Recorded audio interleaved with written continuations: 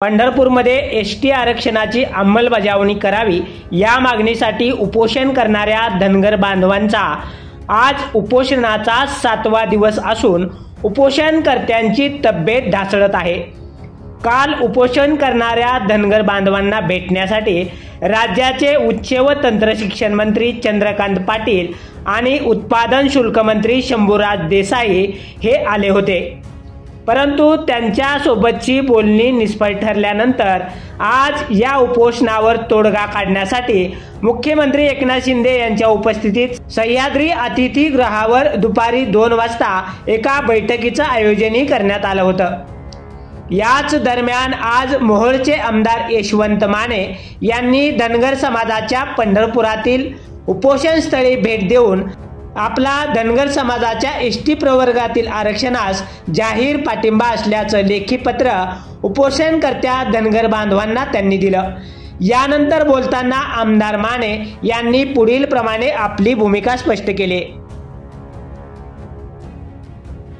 पंढरपूर या ठिकाणी धनगर समाजातील प्रमुख नेते मंडळीमध्ये माऊली आळवणकर, दीपकजी बोराडे, यशवंतजी गायके, श्री विजयजी कमनर, श्री गणेशजी केसरकर, श्री योगेशजी धरम हे सर्व आपल्या धनगर समाजातील ज्येष्ठ नेते मंडळी आहेत किंवा समाजासाठी काहीतरी आपण करून आपल्या तरुण बांधवांसाठी, मुलांसाठी, मुलींसाठी एक आरक्षण मिळवून एक विकासाच्या प्रवाहामध्ये सामील होण्याच्या दृष्टीने सर्व धनगर समाज बांधवांना घेऊन या ठिकाणी आपण एसटी प्रवर्ग आरक्षण मिळण्यासाठी या ठिकाणी बसलेले त्यांचा 7वा दिवस आहे।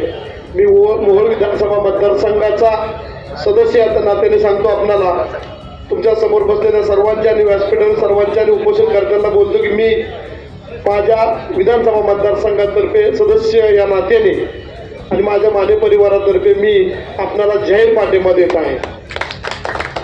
मी आपल्याला एक सांगू इच्छितो, बऱ्याच जणांना माहिती आहे कारण डिसेंबरच्या 23 मध्ये पावसाळी अधिवेशन दिवस नागपूरला झालं होतं आणि हिवाळी अधिवेशन आणि जुलै महिन्यात पावसाळी अधिवेशन मुंबईला।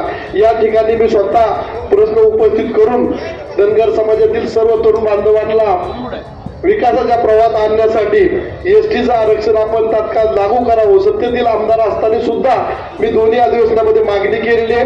मी पाठीमागे आपल्याबरोबर होतो, आजही आपल्याबरोबर आहे आणि येणाऱ्या कालावधीमध्ये सुद्धा मी आपल्याबरोबर राहील। याच्यामध्ये कुठल्याही प्रकारचं राजकारणाची अपेक्षा ठेवून या ठिकाणी मी आलेलो नाही।